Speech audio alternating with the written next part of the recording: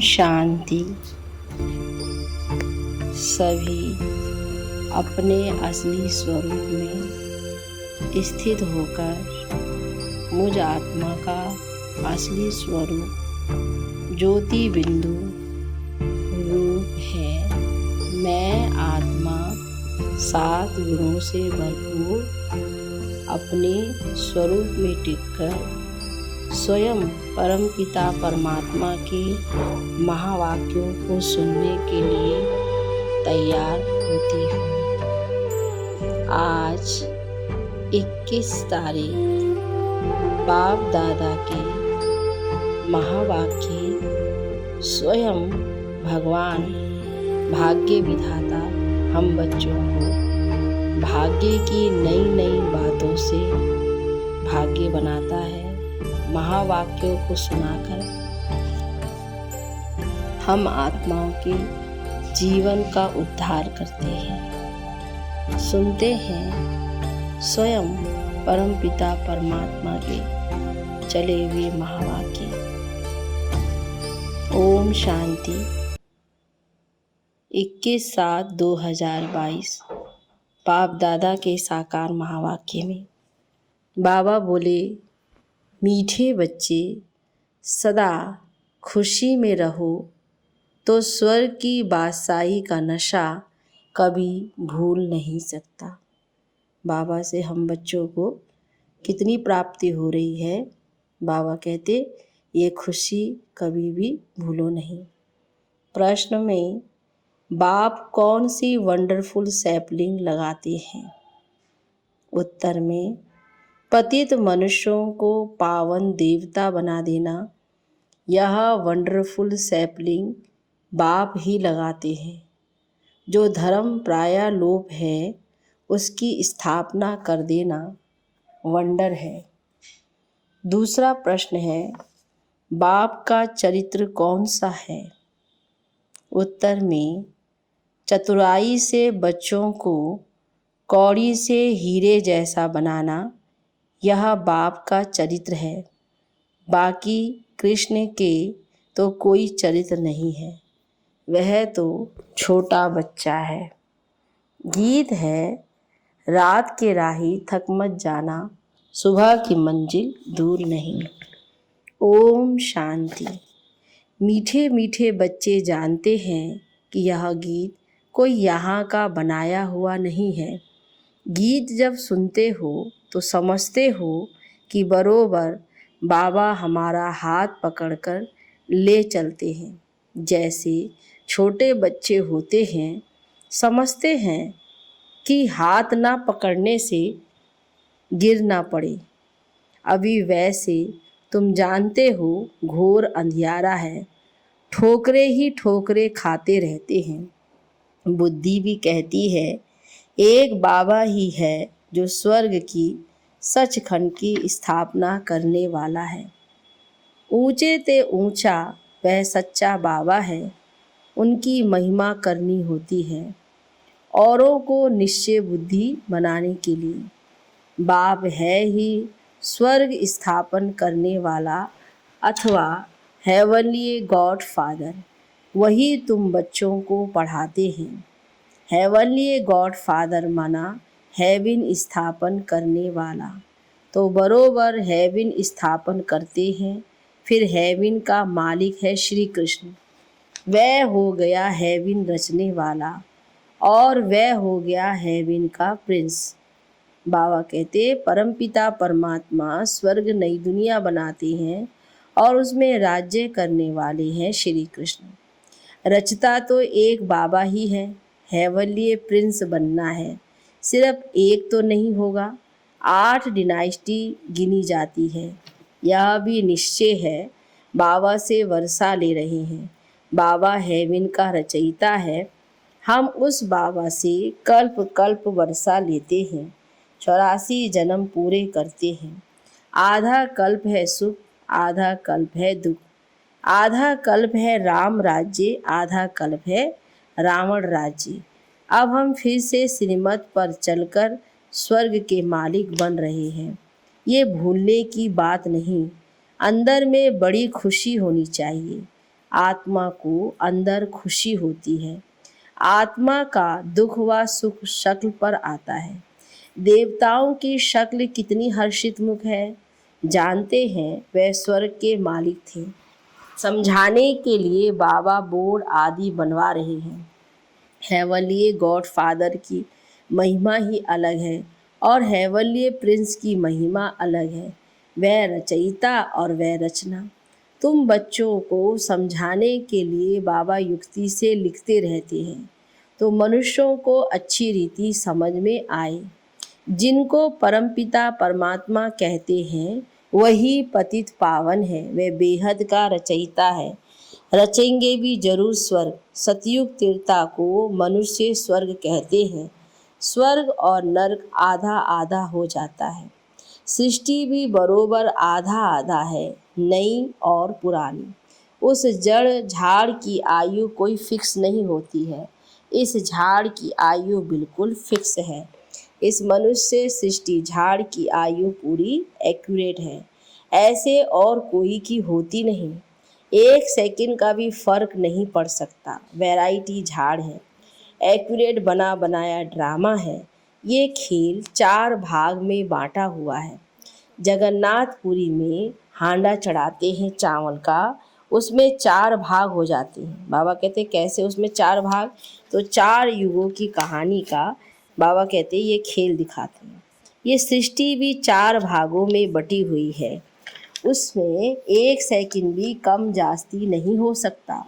तुम जानते हो बाप 5000 वर्ष पहले भी समझाते हैं, ऐसे ही समझाया था। हूबहू वैसे ही समझा रहे हैं। निश्चय है 5000 वर्ष बाद फिर हेवनली गॉड फादर स्वर्ग की स्थापना करने वाला हमको स्वर्ग की बादशाही प्राप्त कराने के लिए लायक बना रहे हैं। बाबा लायक बनाते हैं, रावण फिर ना लायक बनाते हैं, जिससे भारत कौड़ी जैसा बन पड़ता है। बाबा ऐसा कभी लायक बनाते हैं, बाबा ऐसा हमें लायक बनाते हैं जो भारत हीरे जैसा बन जाता है। नंबरवार मर्तबे तो होते ही हैं। हर एक का अपना अपना कर्म बंधन का हिसाब किताब है। कोई पूछते हैं बाबा हम वारिस बनेंगे व प्रजा। बाबा कहते हैं अपना कर्म बंधन देखो। कर्म आकर्म विकर्म की गति तो बाप ही समझाते हैं। बाबा हमेशा कहते हैं अलग अलग राय पूछो अपने लिए। बाबा बताएंगे तुम्हारे हिसाब किताब किस प्रकार के हैं, तुम क्या पद पा सकते हो। सारी राजधानी स्थापन हो रही है। एक बाप ही किंगडम स्थापन करते हैं, बाकी सब अपना अपना धर्म स्थापन करते हैं। सतयुग में लक्ष्मी नारायण का राज्य था ना, वह है उन्हों की प्रारब्ध, सो भी नंबरवार। उन्होंने प्रारब्ध कैसे पाई अभी तुम देख रहे हो ना। बाप कहते हैं मैं कल्प कल्प कल्प के संगम पर आता हूँ। अनेक ऐसे कल्प के संगम बीते हैं, बीतते चलेंगे, उनका कोई अंत है नहीं। बुद्धि भी कहती है कि पतित पावन बाप आएंगे ही संगम पर, जबकि पतित राज्य का विनाश कराए पावन राज्य की स्थापना करनी है। इस संगम की महिमा है। सतयुग तीर्था के संगम पर कुछ होता नहीं है, वह तो सिर्फ राजाई की ट्रांसफर होती है। लक्ष्मी नारायण का राज्य बदल राम सीता का राज्य होता है। बस यहाँ तो कितना हंगामा होता है।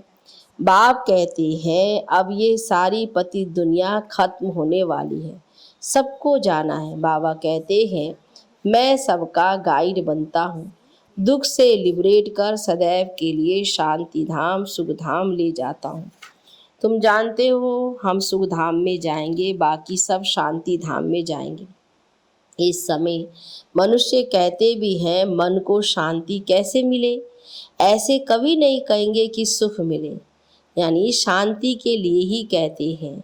सब शांति में ही जाने वाले हैं, फिर अपने अपने धर्म में आने वाले हैं। धर्म की वृद्धि तो होनी ही है।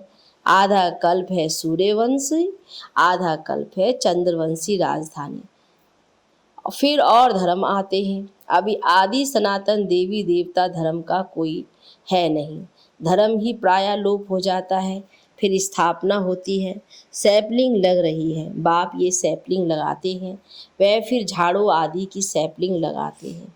ये सैपलिंग कैसा वंडरफुल है। ये कलम बाबा कहते संगम युग पर ही लगता है। यह भी अपने को देवी देवता धर्म का नहीं कहेंगे। बाप समझाते जब ऐसी हालत होती है तब मैं आता हूँ। अब तुम बच्चों को मैं सभी शास्त्रों का राज समझाता हूँ। बाबा समझाते ब्रह्मा बाबा को भी ये ज्ञान नहीं रहता, तब फिर बाप आकर के सब राज बताते हैं। अब तुम जज करो कि कौन राइट है। रावण है ही रॉन्ग बताने मत देने वाला, इसलिए अनराइटियस कहा जाता है। बाप है ही राइटियस, सच्चा बाबा सच ही बताएंगे। सचखंड के लिए सच्चा ज्ञान बताते हैं। बाकी ये वेद शास्त्र भक्ति मार्ग के कितने मनुष्य पढ़ते हैं। लाखों गीता पाठशालाएं अथवा वेद पाठशालाएं होंगी, जन्म जन्मांतर से पढ़ते ही आते हैं। आखिरन कोई तो एम ऑब्जेक्ट होनी चाहिए। पाठशाला के लिए एम ऑब्जेक्ट चाहिए। शरीर निर्वाह अर्थ पढ़ते हैं, एम ऑब्जेक्ट होती है।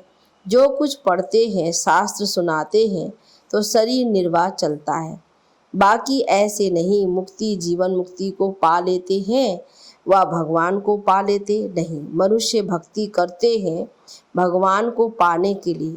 भक्ति मार्ग में साक्षात्कार भी होते हैं, तो समझते हैं बस भगवान को पा लिया, इसमें ही खुश हो जाते हैं। भगवान को जानते तो है नहीं, समझते हैं हनुमान गणेश सब में भगवान है। सर्वव्यापी का बुद्धि में बैठा हुआ है ना। बाबा ने समझाया है जो जिस भावना से जिसकी भक्ति करते हैं, वह भावना पूरी करने के लिए मैं साक्षात्कार करा देता हूँ। वह समझते बस हमें भगवान ही मिल गया तो खुश हो जाते हैं। भगत माला है ही अलग और ज्ञान माल अलग है। इनकी रुद्रमाला कहा जाता है, इनको ही रुद्रमाला कहा जाता है। और वह है भगत माला। जिन्होंने जास्ती ज्ञान पाया उन्हों की माला है, और वह जास्ती भक्ति करने वालों की माला है। भक्ति के ही संस्कार ले जाते हैं, फिर भक्ति में चले जाते हैं। वह संस्कार एक जन्म चलते हैं, ऐसे नहीं कि दूसरे जन्म में भी होंगे, नहीं। तुम्हारे तो ये संस्कार अविनाशी बन जाते हैं। इस समय जो संस्कार जाएंगे, फिर संस्कार अनुसार जाकर राजा रानी बनते हैं। फिर धीरे धीरे कला कम होती जाती है। अभी तुम बीच में हो, बुद्धि वहाँ लटकी हुई है। बैठे भल हम यहाँ हैं, परंतु बुद्धि योग वहाँ है। आत्मा को ज्ञान है कि अभी हम जा रहे हैं, बाबा को ही याद करते हैं। हमारी आत्मा पार हो रही है। इस शरीर को इस किनारे ही छोड़ देंगे। इस किनारे है पुराना शरीर और उस किनारे है हसीन मतलब सुंदर शरीर। यह हुसैन का रथ है। हुसैन जिसको अकाल मूर्त भी कहते हैं, उनका यह तख्त है। आत्मा तो अकाल है। आत्मा को गोल्डन सिल्वर में आना है। स्टेजेस है ना, कैसे गोल्डन सिल्वर कॉपर फिर आयरन बनती है। बाबा तो है ऊंचते ऊंच, वह स्टेज में नहीं आता। ब्रह्म शिव बाबा ऊंचे से ऊंचा है, तो उनको ये सब स्टेज पार करने की ज़रूरत नहीं है। आत्माएं स्टेजेस में आती हैं। गोल्डन एज वालों को फिर सिल्वर एज में आना है। अभी तुमको आयरन एज से गोल्डन एज में ले जाते हैं। अपना परिचय देते रहते हैं। उनको कहते भी हैं हेवनली गॉड फादर। उनका अलौकिक दिव्य जन्म है। खुद बतलाते हैं मैं कैसे प्रवेश करता हूँ। इसको जन्म नहीं कहेंगे। जब समय पूरा होता है तब भगवान को संकल्प उठता है कि जाकर रचना रचे। ड्रामा में उनका पाठ है ना। परमपिता परमात्मा भी ड्रामा के अधीन है। मेरा पाठ ही है भक्ति का फल देना। परमपिता परमात्मा को सुख देने वाला ही कहा जाता है। अच्छा कर्तव्य करते हैं तो अल्पकाल के लिए उसका रिटर्न मिलता है। तुम सबसे अच्छा कर्तव्य करते हो, सबको बाप का परिचय देते हो। बाबा कहते नई नई स्कीम से कैसे बाबा का परिचय सब आत्माओं को दे। अभी ये सेवा बड़ी जोर शोर से करनी है। अभी देखो अब राखी का त्यौहार आता है, इस पर भी समझाना पड़े। राखी है ही पतित को पावन बनने की प्रतिज्ञा के लिए। अपवित्र को पवित्र बनाने का रक्षाबंधन। तुमको पहले पहले परिचय देना है पतित पावन बाप का। जब तक वह ना आए तब तक मनुष्य पावन बन नहीं सकते। बाप ही आकर पवित्र बनने की प्रतिज्ञा कराते हैं। जरूर कब हुआ है जो रस्म रिवाज चली आई है। अब प्रैक्टिकल में देखो, ब्रह्मा कुमार कुमारियां राखी बांध पवित्र रहते हैं। जनेऊ कंगन आदि भी सब पवित्रता की निशानी है। ब्राह्मण जनेऊ लगाते हैं तो कंगन देखते हैं आपके सिख लोग लगाते हैं। पतित पावन बाप कहते हैं काम महाशत्रु है, अब मेरे साथ प्रतिज्ञा करो कि हम पवित्र रहेंगे, बाकी कोई कंगन आदि पहनना नहीं है। बाप कहते हैं प्रतिज्ञा करो, मुझे 5,500 विकार का दान करना है। ये राखी बंधन 5,000 वर्ष पहले भी हुआ था। पतित पावन बाप आया था, आकर राखी बांधी थी कि पवित्र बनो, क्योंकि पवित्र दुनिया की स्थापना हुई थी। अब तो नरक है, अब फिर से आए हैं। अब श्रीमत पर प्रतिज्ञा करो और बाप को याद करो तो तुम पावन बन जाएंगे। अभी पतित मत बनो। तुम तो कहो हम ब्राह्मण आए हैं प्रतिज्ञा कराने, हम प्रतिज्ञा करते हैं हम कभी पतित नहीं बनेंगे, परंतु ऐसे भी बहुत लिखकर खत्म हो गए। पतित पावन बाप आते ही हैं संगम पर। ब्रह्मा द्वारा आकर डायरेक्शन देते हैं बच्चों को कि पवित्र बनो। यहाँ सबने प्रतिज्ञा की है। बाबा अभी समय पर प्रतिज्ञा कराते हैं तो तुमको भी अब जज करो कि बाप से वर्षा मिलना है। तुम पवित्र ब्राह्मण बनो तो फिर देवता बन जाएंगे। हम ब्राह्मणों की प्रतिज्ञा की हुई है। एल्बम भी दिखाना चाहिए। ये राखी बंधन की रस्म कब शुरू हुई थी? अभी संगम पर ये पवित्रता की प्रतिज्ञा की हुई है, जो फिर 21 जन्मों तक पवित्र रहते हो। अब बाप कहते हैं मामे कम याद करो, ऐसी ऐसी पॉइंट्स निकाल, पहले ही भाषण बनाना चाहिए। ये रस्म कब से शुरू हुई? 5,000 वर्ष की बात है। कृष्ण जन्माष्टमी भी 5,000 वर्ष की बात है। कृष्ण के चरित्र तो कुछ है नहीं, वह तो छोटा बच्चा है। चरित्र तो एक बाप के हैं जो चतुराई से बच्चों को कौड़ी से हीरे जैसा बनाते हैं। बलिहारी उस एक की ही है और किसका बर्थडे मनाना कोई काम का नहीं। बर्थडे मनाना चाहिए एक परमपिता परमात्मा का, बस। मनुष्य तो कुछ भी नहीं जानते। ऊंचे से ऊंचे बाप को ना जानने के कारण कितना भटक रहे हैं। तो बाबा कहते हैं सबसे बड़ी बात ही यह है, मनुष्य तो कुछ भी नहीं जानते। अच्छा, मीठे मीठे सिकिल दे बच्चों प्रति माता पिता बाप दादा का याद प्यार और गुड मॉर्निंग। रूहानी बाप की रूहानी बच्चों को नमस्ते। रूहानी बच्चों की रूहानी बाप दादा को गुड मॉर्निंग। नमस्ते बाबा, नमस्ते। सुनेंगे धारणा के मुख्य सार। पहली पॉइंट, आज बाबा क्या क्या हम बच्चों को होमवर्क दे रहा है, कैसे अपनी संभाल करनी है, सारे दिन में क्या याद रखना है, उसके लिए बाबा ने हम बच्चों को होमवर्क दिया है। पहली पॉइंट, वारिस बनने के लिए अपने सब हिसाब किताब कर्म बंधन चुकतू करने हैं। बाप की जो राय मिलती है उस पर ही चलना है। दूसरी पॉइंट में, सबको बाप का सत्य परिचय दे, पतित से पावन बनाने का श्रेष्ठ कर्तव्य करना है। पवित्रता की राखी बांध पवित्र दुनिया के मालिक पने का वर्षा लेना है। वरदान देते हैं बाबा, एक पास शब्द की स्मृति द्वारा किसी भी पेपर में फुल पास होने वाले पास विद ऑनर भव। बाबा कहते पहले से ही विचार में रहेगा कि हम पास हैं, पास थे और पास होंगे। बाबा कहते फिर कभी भी जो है फेल नहीं हो सकते। विस्तार में किसी भी प्रकार में फुल पास होने के लिए उस पेपर के क्वेश्चन के विस्तार में नहीं जाओ। ऐसा नहीं सोचो कि ये क्यों आया, कैसे आया, किसने किया।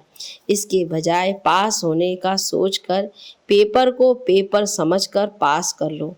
सिर्फ एक पास शब्द स्मृति में रखो कि हमें पास होना है, पास करना है और बाप के पास रहना है, तो पास विद ऑनर बन जाएंगे।